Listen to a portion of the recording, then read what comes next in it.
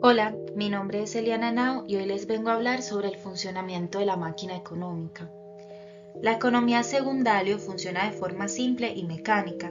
Esta consta de transacciones simples que se repiten innumerables veces impulsadas por el ser humano y se divide en tres fuertes que son el intercambio por productividad, el ciclo de deudas a corto plazo y el ciclo de deudas a largo plazo. Pero antes de hablar de estas fuertes es muy importante tener unos conceptos claros como el de la transacción. ¿Por qué? Porque una economía es la suma de todas las transacciones. Y para hacer una transacción necesitamos a un vendedor y a un comprador. El vendedor te puede ofrecer mercancía, te puede ofrecer servicios, te puede ofrecer activos financieros. Esto a cambio del dinero o el crédito que tenga el comprador. El crédito se gasta de la misma manera que el dinero. Por eso la suma de ambos nos da el gasto total y este se encarga de impulsar a la economía. Un mercado se compone de todos los compradores y los vendedores que realizan transacciones con lo mismo, ya sea un producto o ya sea un servicio.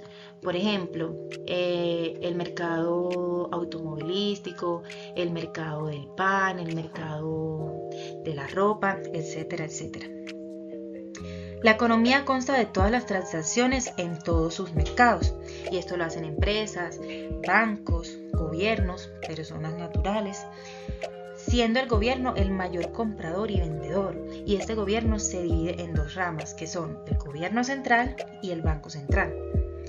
El gobierno central se encarga de recaudar los impuestos, y el banco central es quien controla la cantidad de dinero y de crédito en la economía, influyendo en la tasa de interés y en la fabricación del dinero.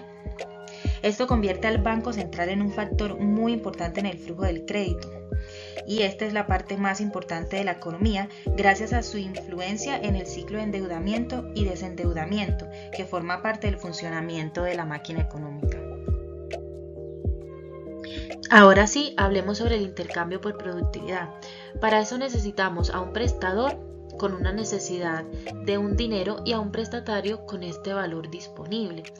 El acuerdo entre esos dos genera un crédito que a su vez genera un débito hacia el prestador. Cabe resaltar que un crédito no siempre es bueno, como tampoco no siempre es malo. Un crédito bueno es aquel que utilizamos para crecer como personas, por ejemplo, para invertirlo en un proyecto, para crear una empresa, para hacer algo que nos va a hacer crecer económicamente y a su vez nos va a generar el dinero para ir pagando ese crédito. Pero si nosotros usamos ese crédito en cosas como lujos o cualquier cosa que no nos genere ningún ingreso, es donde vamos a crear un ciclo de endeudamiento. Esto nos lleva a la segunda fuerte, que es el ciclo de deudas a corto plazo. Un ciclo de deudas a corto plazo se genera cuando los gastos y los ingresos suben, pero los bienes de producción bajan. Esto hace que los precios suban a lo que llamamos inflación. Entonces ahí es donde entra el Banco Central, que lo que hace es subir la tasa del interés y así el coste de sus deudas, para que los ciudadanos empiecen a regular sus gastos y con esto los precios también van a bajar. A esto se le denomina deflación. Ahí es donde el Banco Central hace una recesión, bajando nuevamente la tasa de interés y el coste de las deudas cuando ya todo se ha normalizado.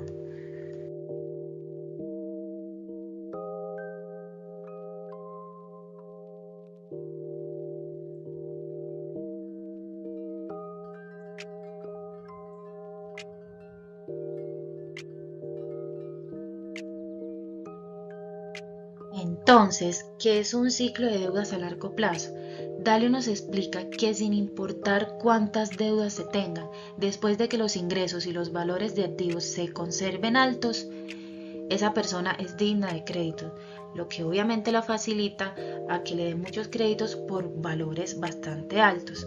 Pero ¿qué pasa? Como estos créditos no los estamos usando de forma responsable, con el tiempo la carga de la deuda y los reembolsos van a subir, haciendo que los ingresos de esta persona bajen y también van a bajar los créditos. Entonces esta persona va a terminar en el mismo lugar que empezó. Por eso lo llamamos un ciclo de deuda a largo plazo.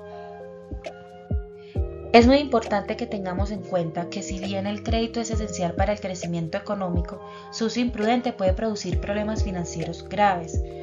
Por eso la importancia de comprender los ciclos del endeudamiento y así evitar tomar malas decisiones económicas.